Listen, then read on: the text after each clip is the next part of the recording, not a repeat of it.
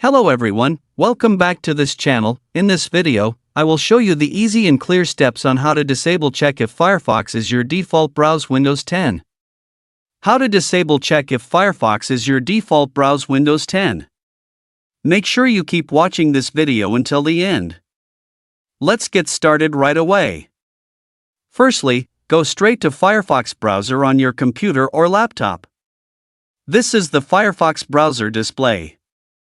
Next, move the cursor to the top right of the screen. There are lots of menu options here. Next, tap the three-line icon here. And a scrolling menu will appear like this. And tap the Settings menu here. Now here you are in the Settings menu. Enter the General menu. Now here you are in the General menu. Tap Always check if Firefox is your default browse.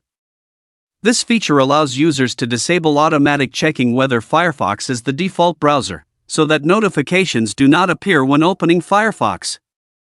So that's it, the tutorial how to disable check if Firefox is your default browse Windows 10. Thank you for watching. I hope this video is useful. See you in the next video.